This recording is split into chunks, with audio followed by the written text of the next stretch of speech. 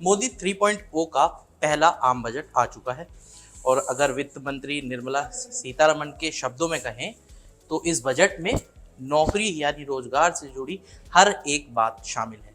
खुद प्रधानमंत्री मोदी ने भी इस बजट को हर वर्ग को आगे बढ़ाने वाला बजट बताया। लेकिन इस पर पूरी तरह से चर्चा करने के लिए हमारे साथ मौजूद है मनी कंट्रोल के कंसल्टिंग एडिटर गौरव सर। तो नमस्कार। नमस्कार सर, सबसे पहले चुनाव के बाद का बजट है, तो कितने नंबर देंगे आप इसको 10 में से? चुनाव के बाद की बजट के हिसाब से इस बजट को मैं 8 दूंगा, लेकिन अगर ये आम ईयर होता, आम साल होता तो ये बजट शायद थोड़ा सा शॉर्ट ऑफ एक्सपेक्टेशंस होता। एक बात देखने लायक होगा कि मतलब गौर करने वाली बात है कि ये बजट जो है ना सिर्फ 8 महीने की बजट है, क्योंकि अगले बार फिर फरवरी 1 तारीख को फिर दूसरे साल की बजट पेश होएगी ना। उसको नज़र रखते हुए ये बहुत अच्छी बजट है। सबसे इम्पोर्टेंट चीज़ जो है इसमें वो है फिस्कल डेफिसिट। इंटरिम बजट जब फरवरी 1 को पेश हुआ था, इंटरिम बजट में फिस्कल डेफिसिट 5.1% आ गया था, अभी 4.9% कर देगा। फरवरी 1 और आपके बीच दो बुनियादी फर्क है।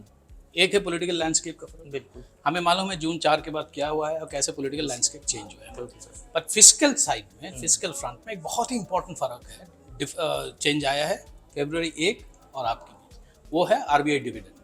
फरवरी 1 में जब निर्मला जी ने बजट पेश की थी, वहाँ पे आरबीआई डिविडेंड का एस्टिमेट रखा गया था 1,02,000 करोड़। जब न्यू फाइनेंशियल ईयर आया, 24-25 की शुरुआत हुई, मई की महीने में आरबीआई ने डिविडेंड दिया 2,11,000 करोड़। वो डिविडेंड इस साल फैक्टर हुआ है। इसका मतलब है 1,10,000 करोड़ के ऊपर निर्मला जी के पास, और 10,000 करोड़ के तकरीबन 10,000 करोड़ के करीब निर्मला जी के पास एडिशनल फंड्स थे। निर्मला जी के पास, वित्त मंत्री जी के पास एक बहुत ही अच्छा मौका था कि बहुत ही आसान मौका था कि इस पैसा को वेलफेयर मेजर्स में खर्चे। उन्होंने खर्चा नहीं, उन्होंने डिसाइड किया कि इसको बहुत प्रूडेंटली चेंज किया जाए, एक्सपेंड किया जाए, एंड उसी के आधार पे उन्होंने इसी साल फिस्कल डेफिसिट को और 0.20 बेसिस पॉइंट्स घटाया, 20 बेसिस पॉइंट घटाया, 5.1 से 4.9% तक ले आया। इसका मतलब है 60,000 करोड़ की एक्स्ट्रा फंड्स के करीब एक्स्ट्रा फंड्स बोरोइंग से फ्री हो गया for the private sector, for the government ने फ्री कर दिया। उसके ऊपर और एक चीज़ देखने लायक होगा कि निर्मला जी ने और एक काम की है। निर्मला जी, वित्त मंत्री जी ने जॉब्स के ऊपर बहुत ही ज़्यादा ध्यान दिया। और जॉब्स कहाँ से आएंगे? जॉब्स आएंगे लघु उद्योग से। इंडिया में अगर आप लघु उद्योग देखेंगे, जिसको एमएसएमई सेक्टर कहा जाता है, इंडिया में लघु उद्योग का कॉन्ट्रीब्यूशन जीडीपी में 45% है। 60 मिलियन मतलब 6 करोड़ लघु उद्योग एमएसएमईज रजिस्टर्ड है इंडिया में। 110 मिलियन लोग एम्प्लॉय करते हैं, मतलब 11 करोड़, मिनिमम 11 करोड़ लोग ऐसे इंडस्ट्रीज में एम्प्लॉयड है। तो जाहिर है अगर इंडिया में जैसे जितने भी युवा लोग almost every month job market join करते हैं, उनके लिए अगर नौकरियां क्रिएट करना है, जॉब्स क्रिएट करना है, सबसे ज़्यादा लघु उद्योगों से ही आना पड़ेगा। और इस बजट ने ये फोकस लघु उद्योगों पे ले, इसीलिए बहुत ही ज़्यादा फोकस है जॉब्स पे। सर आपने जॉब्स की बात की है, तो गवर्नमेंट ने एक एम्प्लॉयमेंट लिंक्ड इंसेंटिव भी शुरू किया है और उसमें वो 3 योजनाएं जो हैं नौकरियों के लिए लेकर आए हैं, उसमें नौकरियां पैदा करने के लिए। सर उस पर थोड़ा सा बताइए कि वो क्या कुछ है और किस तरह से। एक तो एम्प्लॉयमेंट लिंक इंसेंटिव्स है, इसमें 3 योजना है, लेकिन सबसे इम्पोर्टेंट जो योजना है ना मेरे हिसाब से, वो है एक इंटर्नशिप प्रोग्राम का योजना। इंटर्नशिप प्रोग्राम के तहत क्या हो रहा है, कंपनीज को बोला जा रहा है कि आप हर साल एक्स नंबर ऑफ लोगों को इंटर्नशिप करके रखेंगे, हर इंटर्न को आप 5,000 रुपये महीना देंगे 1 साल के लिए। नाउ अगर कंपनीज कहे कि हमारे पास पैसा नहीं है, इसीलिए उस क्वेश्चन को एड्रेस करने के लिए फाइनेंस मिनिस्टर ने पहले स्पीच में ही बता दिया कि सीएसआर प्रोग्राम जो है, आपकी जो सीएसआर फंड्स है, उस फंड्स की एप्लीकेबिलिटी एंड एलिजिबिलिटी को एक्सपांड कर दिया। हर profitable company, listed profitable company को 2% ऑफ नेट प्रॉफिट सीएसआर में स्पेंड करना पड़ता है। तमाम लोग करते हैं, तमाम कंपनीज करते हैं। बिल्कुल। तो इन लोगों को बोला है कि इसी फंड्स को आप इंटर्नशिप प्रोग्राम में भी यूज कर सकते हैं, और सीएसआर फंड के तहत जो भी आप लोगों को टैक्स बेनिफिट्स मिल रहे हैं वो मिलेंगे। तो क्या करेंगे, कंपनीज के लिए एक्स्ट्रा पैसा खर्चने की जरूरत नहीं है इंटर्नशिप में। अगर मान लीजिए इंडिया में 100 कंपनी, एग्जाम्पल 100 कंपनी अगर 10 करके भी इंटर्न एम्प्लॉय करते हैं तो हजार इंटर्न एम्प्लॉय होता है। ये जितने 1,000 एम्प्लॉय अगर इंटर्न एम्प्लॉय होते हैं, 1 साल के बाद इनको एक पैसा भी मिलता है, महीना में मिलेगा, बट उसके ऊपर एक बहुत अच्छा चीज़ होता है इंटर्नशिप में, स्ट्रक्चर्ड इंटर्नशिप प्रोग्राम में, पर्टिकुलरली फैक्ट्रीज में जब स्ट्रक्चर्ड इंटर्नशिप प्रोग्राम होता है, वो 1 साल के इंटर्नशिप प्रोग्राम में ये सारे लोग, ये सारे युवा ट्रेंड होकर बाहर आएंगे। तो इसका मतलब है सरकार का जो फोकस है सिर्फ जॉब्स पे ही नहीं है, सरकार का फोकस एम्प्लॉयबिलिटी पे भी है कि आप तो जॉब तो क्रिएट कर रहे हैं, आप एम्प्लॉयबल भी कर रहे हैं, और एम्प्लॉयबिलिटी के लिए सबसे ज़्यादा इफेक्टिव तरीका होता है कोई एक किसी ऑन द जॉब अगर किसी को ट्रेनिंग मिले। इसीलिए इंटर्नशिप प्रोग्राम बहुत ही इंपॉर्टेंट है। सर एक तो इंटर्नशिप वाला प्रोग्राम हो गया, एक प्रोग्राम और जो अनाउंस किया गया है वो है टॉप कंपनीज में ट्रेनिंग वाला। तो उसमें और इसमें क्या अंतर होगा, क्योंकि ट्रेनिंग वो आपने बताया कि वहाँ इंटर्नशिप है, वहाँ वो पेड इंटर्न हो गई एक तरह से, वो वहाँ से स्किल सीख के भी आएगा। एक ये ट्रेनिंग का भी शुरू किया है कि वो स्किल के लिए, स्किल डेवलपमेंट के लिए मतलब कंपनीज में ट्रेनिंग मिलेगी, उसमें और इसमें अंतर क्या कुछ थोड़ा बेसिक? एक इंटर्नशिप प्रोग्राम जो है वो तो इंटर्नशिप है, वो स्ट्रक्चर ट्रेनिंग प्रोग्राम है कि स्पेसिफिक स्किल्स पे उनको ट्रेन किया जाएगा। और आपने नोटिस किया होगा कि स्पीच में वित्त मंत्री जी ने ITIs के बारे में भी बोला, industrial training institute. Industrial training institute के तहत जो वोकेशनली ट्रेन बच्चे निकलेंगे, जितने युवा स्टूडेंट्स निकलेंगे, उनको कंपनीज में ट्रेन किया जाएगा जो भी वो लोग इंस्टीट्यूट के सीख के आ रहे हैं। ये बहुत ही इंपॉर्टेंट ब्रिज है एम्प्लॉयबिलिटी के लिए। सर जैसे आप ITIs का बोल रहे हैं, तो वो तो एक देखा जाए तो पहले एक वो अप्रेंटिस वाला टर्म होता था, तो वो भी होता था, तो उसमें और इसमें कुछ अंतर होगा, कुछ नयापन? एक अप्रेंटिसशिप एक्ट लाया गया था 2014 या 15 कल आपने अगर देखा होगा आर्थिक समीक्षा में इकोनॉमिक सर्वे में उन्होंने चीफ इकोनॉमिक एडवाइजर और टीम ने बिल्कुल सही तरीके से बोला कि अप्रेंटिसशिप एक्ट को एक्टिवेट करना बहुत ही ज़रूरी है। अगर आप किसी भी एक इंडस्ट्रियलाइज इकोनॉमी को देखेंगे, जैसे जर्मनी मान लीजिए, यूरोप का सबसे बड़ा industrial, Europe's biggest economy, Germany में जो अप्रेंटिसशिप प्रोग्राम है ये बहुत ही इफेक्टिव है। मतलब स्कूल लिविंग से कॉलेज पास होने तक और जॉब मिलने तक एक स्ट्रक्चर्ड अप्रेंटिसशिप प्रोग्राम है। सरकार यही कोशिश कर रही है, जो मेरा मानना है, through this training programs ITI और कंपनीज को मिला के, जो कंपनीज की ज़रूरत है और जो ITIs प्रोड्यूस कर रहा है, उसमें एक बहुत बड़ा ब्रिज है। जो डिमांड है स्किल्स की और जो सप्लाई स्किल लोगों की सप्लाई है, उसमें गैप है। वो गैप फिल हो सकता है, तभी फिल हो सकता है जब कंपनीज प्रोस्पेक्टिव एम्प्लॉयज को ट्रेन करेंगे। इसीलिए ट्रेनिंगशिप प्रोग्राम बहुत ही इंपॉर्टेंट है। अच्छा, एक स्किल इंडिया जो वो शुरू किया था अभियान, उसका भी इसमें कुछ सर योगदान होगा, उससे भी कुछ लिंक होगा? एक स्किल्स का नहीं, वो भी होगा, क्योंकि स्किल एंड एंटरप्रेन्योरशिप डेवलपमेंट का तो सेपरेट मिनिस्ट्री है, और स्किल्स एक बहुत ही बड़ा गैप है इंडिया के लिए। एकदम, मतलब दुनिया के किसी भी एक कंट्री के मुकाबले इंडिया में सबसे ज़्यादा गैप है, क्योंकि इंडिया सबसे मोस्ट पॉपुलस कंट्री है। अगर आप युवाओं को जॉब मार्केट के लिए तैयार करना है आपको, तो आपको उनको ट्रेन करना ही पड़ेगा और रिक्वायर्ड स्किल्स में ट्रेन करना पड़ेगा। बिल्कुल। और आज के टाइम में ये बहुत ही ज़्यादा ज़रूरी है, क्योंकि टेक्नोलॉजिकल डेवलपमेंट इतना ज़्यादा है, इतना रैपिड है कि ऑब्सोलेसेंस बहुत जल्दी हो जाता है। मान लीजिए आज जो रेलिवेंट है वो कल शायद टेक्नोलॉजी कर देंगे, तो लोगों की ज़रूरत नहीं होगी। तो आपको लोगों को ऐसे ट्रेन करना पड़ेगा कि it is not about the present, it is about the future. ठीक है, आप ऐसे ट्रेन करना पड़ेगा कि ये 10-15 साल तक रेलिवेंट रहे उनका ट्रेनिंग। इसीलिए स्किल्स डेवलपमेंट की बहुत ही ज़्यादा भूमिका रहेगा इसमें। सर अब एक थोड़ा सा इसका पॉलिटिकल नज़रिया भी देख लेते हैं कि सरकार ये नतीजों के बाद लोकसभा चुनाव के ये समझ गई थी कि एक रोज़गार एक बड़ा मुद्दा है जनता के बीच में, और फिर वो भी ऐसे समय पे रोज़गार का इतना बड़ा एक पूरे बजट में एक पूरा फोकस रखना रोज़गार पर, जिस समय अग्निवीर जैसी योजनाओं को लेकर भी खूब चर्चा है, विवाद भी कह सकते हैं, विवाद भी खूब है। तो इस पर आप क्या लग रहा है कि मतलब अब इन सबसे कवर अप कर पाएगी गवर्नमेंट? सरकार का इंटेंट बहुत क्लियर है इस बजट में कि सर मतलब एक तरीके से एक एक्नॉलेजमेंट है कि कुछ सेक्शंस में सोसाइटी के, कुछ समाज के कुछ वर्गों में बहुत ही ज़्यादा पेन पॉइंट्स हैं, और ये सरकार की एक अनसेड एक्नॉलेजमेंट है कि हमें इसको एड्रेस करना पड़ेगा, नहीं तो और ज़्यादा हमें खर्चा उठाना पड़ेगा, नहीं तो। एंड इसीलिए आप अगर देखेंगे इस पूरे बजट स्पीच को, अगर बारीकी से देखेंगे, फिस्कल मैट्रिक्स को हटा के अगर आप पॉलिटिकल स्टेटमेंट देखते budget as a political statement अगर बजट को देखेंगे, तो आप देखेंगे बजट में जॉब्स के ऊपर बहुत ज़्यादा इंपॉर्टेंस है, एग्रीकल्चर पे इंपॉर्टेंस है, वीमेन पे इंपॉर्टेंस है और युवा पे इंपॉर्टेंस। जो प्रधानमंत्री जो कहते हैं ज्ञान, गरीब, युवा, अन्नदाता, नारी शक्ति, चारों में बहुत ही ज़्यादा इंपॉर्टेंस है। इनफैक्ट पार्ट ए का बजट स्पीच का पार्ट ए के कंसिडरेबल हिस्सा इन चारों वर्गों पर फोकस्ड है। वो वित्त मंत्री जी ने अपने बजट भाषण की शुरुआत में बोल दिया था कि ये पूरा हम लोग वही 4 जातियों को। सर अब बात ये तो युवाओं की हो गई, अब सर बात कर लेते हैं कि अन्नदाता, तो कृषि के लिए इस बजट में क्या कुछ खास आपको लगा? एक डिसअपॉइंटमेंट था एक तरीके से कि पीएम किसान निधि स्कीम की राशि बढ़ाई नहीं गई, क्योंकि 2019 में जब आया था वो इंटरिम बजट में आया था, 6,000 रुपये करके देते साल। बिल्कुल 5 साल में कोई भी एक चीज़ का वैल्यू डबल हो जाना चाहिए, क्योंकि इन्फ्लेशन बहुत ज़्यादा है। अगर 2019 की 6,000 का वैल्यू आज 12,000 होगा, उस हिसाब से इन्फ्लेशन इंडेक्स करके शायद उसको करना चाहिए था।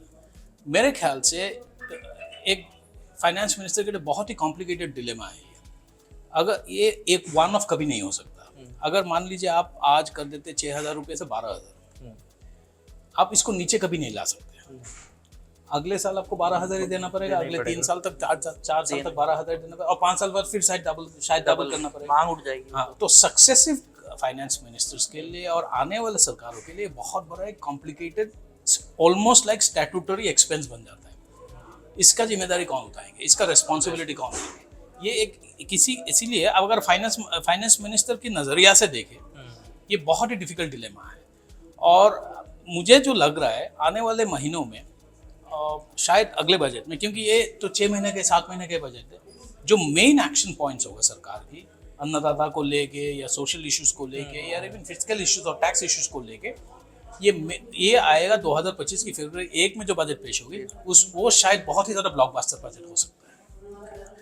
सर कई किसान नेता या जो मतलब एक्सपर्ट्स हैं वो ये कहते हैं कि ठीक है पीएम किसान योजना एक सपोर्टिव है, अच्छी योजना है मतलब छोटे किसानों के लिए, बट वो कहते हैं कि लॉन्ग टर्म में देखा जाए तो इस तरह जैसे कर्ज माफी को भी लेकर भी वो यही कहते हैं कि आप ऐसा कुछ क्यों तैयार नहीं कर पाती सरकारें कि कर्ज माफी या इस तरह की योजना की जरूरत ना पड़े, किसान वैसे ही कुछ कर ले। तो क्या लगता है इस बजट में भी कुछ मतलब गवर्नमेंट कुछ नयापन या कुछ देने का कोई नजरिया है एग्रीकल्चर से? क्योंकि इसमें आर्थिक सर्वे में जोर देकर कहा गया था कि कृषि क्षेत्र पर तुरंत से तुरंत कुछ काम करने की जरूरत है। कृषि क्षेत्र में एक पॉलिसी इनोवेशन की जरूरत है। इस सरकार ने कोशिश की थी थ्रू द 3 लॉज। हमें सबको मालूम है कि क्या हुआ इन 3 लॉ। 3 लॉ को वापस लेना पड़ा, बहुत ही ज़्यादा रेजिस्टेंस हुआ, बहुत ही ज़्यादा प्रोटेस्ट हुआ।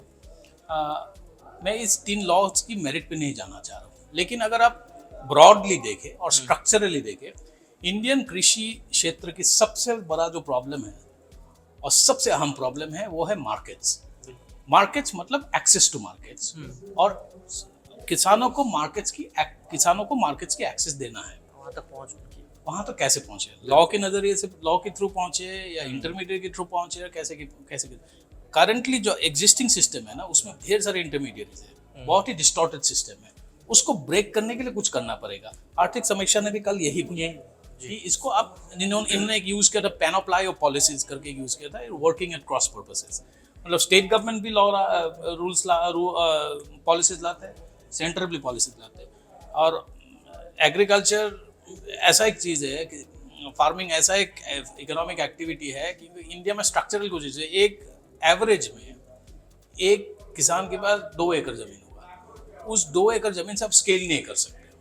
इसीलिए अगर आप नोटिस करेंगे 2018 में सरकार ने एक कॉन्सेप्ट लाया था FPO का, farmer producers organisation. 10,000 farmer producers organisation की एक एम है अगले 3-4 साल में। फार्मर प्रोड्यूसर्स ऑर्गेनाइजेशन एक कोऑपरेटिव मूवमेंट है। इससे क्या हुआ? अगर आप मान लीजिए एक गांव में एक फार्मर्स प्रोड्यूसर ऑर्गेनाइजेशन एक कोऑपरेटिव है, उन्होंने सारे किसानों को कलेक्टिवाइज किया, एक्टिवेट किया। जब किसान ऋण लेने जाएंगे तो किसान ऋण लेने नहीं जाएंगे, FPO जाएंगे किसान के बिहाफ पे।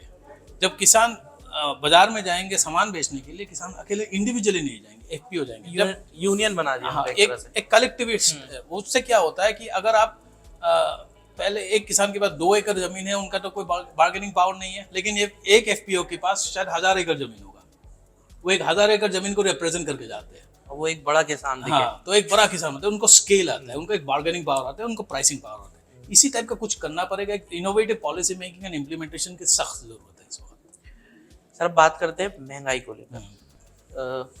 वित्त मंत्री ने अपने बजट में शुरुआत में ही कहा कि महंगाई के बारे में उन्होंने बात करी, और कल हम लोग ने आर्थिक सर्वे देखा, उन्होंने कहा कि महंगाई को अच्छे तरह से कंट्रोल किया गया है। लेकिन अभी इस बजट में महंगाई को लेकर आपकी नज़र से कुछ ऐलान है, ये क्या कुछ हो सकता था?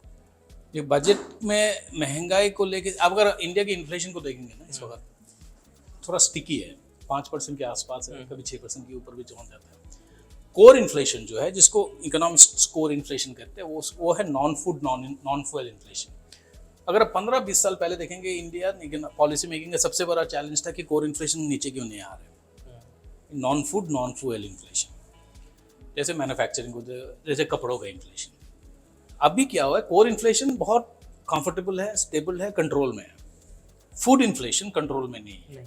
और फूड इन्फ्लेशन ऐसा एक चीज़ है जो गरीबों को सबसे ज़्यादा इफेक्ट करता है, क्योंकि गरीब पुअर जितना है, जो पुअर क्लास है, जो गरीब वर्ग है, वो अपना इनकम का एक बहुत अधिकांश प्रोपोर्शन फूड में एक्सपेंड करते हैं। मान लीजिए किसी का मंथली इनकम 3,000 रुपये है या 4,000 रुपये है, वो चारों के 4,000 रुपये फूड में स्पेंड करेंगे, वो कपड़ों में नहीं स्पेंड करेंगे, उनके पास सरप्लस नहीं है स्पेंड करने के लिए। ठीक है, तो फूड इन्फ्लेशन इस वक्त स्टिकी है। फूड इन्फ्लेशन के लिए स्पीच में एक चीज नहीं बोला गया, लेकिन अगर बजट पेपर्स में देखेंगे, कंज्यूमर अफेयर्स मिनिस्ट्री में 10,000 करोड़ का एक प्राइस स्टेबलाइजेशन फंड की एक ऐलान की है, सेट असाइड है। तो प्राइस स्टेबलाइजेशन फंड पहले भी आया था, पिछले 2 साल से एक्टिव नहीं था, 2-3 साल से। फिर दोबारा सरकार ने प्राइस स्टेबलाइजेशन फंड को लागू किया है, 10,000 करोड़ रुपए सेट असाइड किया है। इससे क्या होगा कि जो सप्लाई शॉक से जब प्राइस बढ़ जाता है, जो महंगाई होता है, फूड इन्फ्लेशन होता है, उसको कंटेन करने के लिए सरकार के पास पैसा होगा। बट इंडिया में एक बहुत ही पजलिंग कॉम्प्लेक्स प्रॉब्लम है। अगर फूड इन्फ्लेशन गिरते ही जाएंगे ना, आप हमारे लिए जो फूड प्राइस है वो किसानों का इनकम है। अगर फूड प्राइस घटते जाते हैं तो किसानों का इनकम भी घटते जाते हैं। इसीलिए किसी भी एक सरकार को इसको बैलेंस करना बहुत डिफिकल्ट होता है।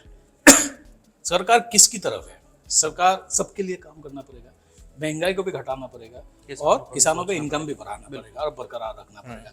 इसीलिए कॉन्सेप्ट है इकोनॉमिक्स में जिसको कहते हैं terms of trade. Terms of trade वो है कि मैं जिस एक सामान को बेच के जो मेरा पैसा आ रहा है, उस इनकम से जो मैं सामान मुझे कंज्यूम करने के लिए चाहिए, वो इनकम उस कंजम्पशन स्पेंडिंग से कम है कि ज़्यादा है। अगर आप टर्म्स ऑफ ट्रेड देखेंगे इस वक्त किसानों की तरफ से आप देखेंगे किसानों के अगेंस्ट है। वो फूड प्रोड्यूस, जैसे कोई धान हो गया या गेहूं हो गया, बेच के जितना पैसा मिलता है, या वेजिटेबल्स हो गया, ये बेच के जितना पैसा मिलता है, किसान किस पे पैसा खर्चता है? किसान नॉन फूड आइटम्स पैसा खर्चता है, जैसे कपड़े हो गए, एडुकेशन हो गए। सर्विसेज का जो इन्फ्लेशन है ना, उस पर बहुत ज़्यादा खर्चना पड़ रहा है किसानों को। तो टर्म्स ऑफ ट्रेड, जो किसान का इनकम है, वो स्पेंडिंग है, वो गैप बढ़ते ही जा रहा है। इसीलिए सरकार के लिए बहुत बड़ा डिलेमा है। अच्छा, इस बजट में सर महिलाओं और लड़कियों के लिए भी काफ़ी कुछ ऐलान किया है, वो उस पर एक बार आप बताएं। ये इंडिया की और दुनिया में किसी की देश में 50% लोग महिलाएं हैं। इंडिया में हिस्टोरिकली लेबर फोर्स पार्टिसिपेशन जिसको कहा जाता है कि महिला ऑर्गेनाइज सेक्टर में कम है। अगर 50% लोग काम करने लग जाए तो आप जीडीपी में क्या इफेक्ट होगा देख सकते हैं। बिल्कुल, ठीक है। इट इज़ वेरी इंपॉर्टेंट कि महिलाओं को ऑर्गेनाइज सेक्टर में, फॉर्मल इकोनॉमी में लाया जाए। इसीलिए आपने देखा होगा एम्प्लॉयमेंट स्कीम में महिलाओं के लिए एक स्पेशल योजना लाया गया है। ये बहुत ही ज़रूरी है। और मेरा ये मानना है कि अगले आने वाले सालों में ये और ज़्यादा प्रोनाउंस्ड होते जाएगा। सर मिडिल क्लास को भी इस बार तो बजट में मिला है कुछ ना कुछ, तो सैलरीड क्लास को न्यू इनकम टैक्स रेजिम में थोड़ा बहुत मिला है। कुल मिला के 17,500 रुपये की टैक्स बचत मिला है। लेकिन जो मेरे हिसाब से जो इम्पोर्टेंट अनाउंसमेंट टैक्स को लेके है, मैं एलटीसीजी के बारे में बाद में बात करूँगा, वो मार्केट रिलेटेड है। लेकिन इंडिविजुअल्स को अगर देखेंगे, इंडिविजुअल्स को लेकर देखेंगे तो मेन टैक्स चेंजेस जो आएगा ना अगले 1-2 साल में आएगा, उससे पहले नहीं आएंगे। इसीलिए नहीं आएंगे, वित्त मंत्री ने आज बोल दिया कि हम एक कॉम्प्रिहेंसिव रिव्यू करेंगे इनकम टैक्स एक्ट 1961। जब इनकम टैक्स एक्ट 1961 की रिव्यू करके उसको रिप्लेस किया जाएगा, मेरे ख्याल से उसी समय ये ओल्ड टैक्स रेजिम की सनसेट भी अनाउंस किया जाएगा, क्योंकि दो टैक्स रेजिम लगातार इंडेफिनिटली नहीं रह सकता किसी को रहना। और आज वित्त मंत्री ने बोला कि 2/3 लोग न्यू टैक्स रेजिम में है, और न्यू टैक्स रेजिम से 4 साल या 5 साल पुराना है। तो अगर 2/3 लोग ऑलरेडी न्यू टैक्स रेजिम में है, 1/3 लोग को आने में ज़्यादा प्रॉब्लम नहीं होगा, क्योंकि उसमें एक सनसेट क्लॉज ही तो डालना है। तो वो सनसेट क्लॉज मेरे ख्याल से सरकार उसी समय डालेंगे जब वो तैयार होंगे कि इनकम टैक्स एक्ट 1961 को नए एक टैक्स से रिप्लेस किया जाए।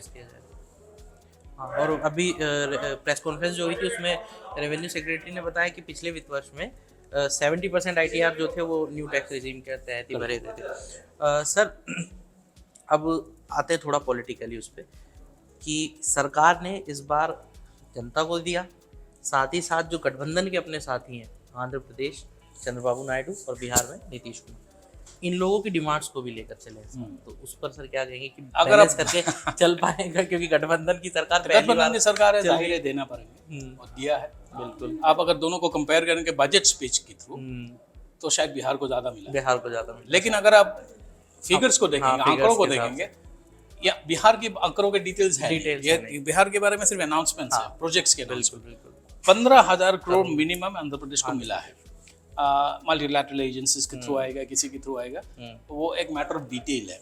लेकिन ये इसको आप उस तरह से मत देखिए, आप आंकड़ों से मत देखिए या पॉलिसी अनाउंसमेंट्स के थ्रू मत देखिए, इसको आप एक as a signal of intent देखिए। सरकार ये कह रही है, ये सिग्नल कर रही है एलाइज को, गठबंधन TDP और नीतीश कुमार के JDU के कि हम आपके साथ है, और ये एक सिग्नल है, ये शुरुआत है, जो भी चाहिए होगा हम साथ मिलकर चलेंगे, ये इसे सिग्नल ऑफ इंटेंट। जी सर, लास्ट है एजुकेशन सेक्टर पे बात कर लेते हैं अब आखिर में। सर एजुकेशन सेक्टर्स पे क्या कुछ बड़े उसके ऐलान हुए बजट में? एजुकेशन सेक्टर में स्पीच के दौरान ज़्यादा कुछ ऐलान नहीं हुआ है। मुझे जो लगता है एजुकेशन को शायद एक पॉलिटिकल रीज़न है उसका। इस वक्त एजुकेशन सेक्टर इंडिया में कंट्रोवर्सी में है, गवर्नमेंट बैकफुट में है। ये एजुकेशन सिस्टम का फ्लॉ नहीं है, ये एग्जामिनेशन सिस्टम का फ्लॉ है, एंड हमको दोनों को कॉन्फ्लिक्ट नहीं करना चाहिए, दोनों अलग अलग चीज़ें हैं। एक एग्जामिनेशन सिस्टम है और एक एजुकेशन सिस्टम। बिल्कुल सरकार इसीलिए जानबूझ के एजुकेशन के बारे में शायद इस बार नहीं बोला, क्योंकि वो सरकार को समय भी चाहिए थोड़ा अपना पूरा सिस्टेमिक फ्लॉज जो है ना उसको फिक्स करने के लिए। इसीलिए मुझे जो लग रहा है ना, एजुकेशन रिलेटेड जाहिर है, एजुकेशन सेक्टर में सरकार को इम्पोर्टेंस देना ही पड़ेगा। इसीलिए देना पड़ेगा क्योंकि अगर सरकार जॉब्स के बारे में बात करती है, अगर सरकार स्किल्स के बारे में बात करती है, एजुकेशन सेपरेट नहीं हो सकता। ठीक है, आज की जो क्लास 1 में जो बच्चा है, ये 15 साल में या 15 साल में जॉब्स के लिए तैयार होंगे, तो क्लास 1 के बच्चे को जॉब्स के लिए तैयार करना है, तो उस हिसाब से एजुकेशन पॉलिसी को भी टेलर करना पड़ेगा, उस हिसाब से एग्जामिनेशन सिस्टम को भी टेलर करना पड़ेगा। मुझे जो लगता है अगले साल की बजट जो है फरवरी 1, 2025 को पेश होगा, उसमें एजुकेशन पे काफ़ी एम्फेसिस और बहुत ज़्यादा अनाउंसमेंट आ सकता है। तो बेसिकली मतलब आपने का कहना ये है कि इस बजट में तो जो मिला सो मिला, जो ब्लॉकबस्टर बजट होगा वो ऐसा ही उम्मीद है 1 फरवरी 2025 का। तो बजट की जो कुछ भी डिटेल्स थी वो हमने गौरव सर से बात करके जानी। तो आज के इस वीडियो में इतना ही। बाकी तमाम बड़ी खबरों के लिए जुड़े रहिए मनी कंट्रोल हिंदी के साथ। आप हमारे यूट्यूब चैनल को सब्सक्राइब करें, फेसबुक पेज को लाइक करें, और आप व्हाट्सएप के जरिए भी आप हमसे जुड़ सकते हैं। व्हाट्सएप चैनल का लिंक आपको कमेंट बॉक्स में मिल जाएगा। तब तक के लिए धन्यवाद।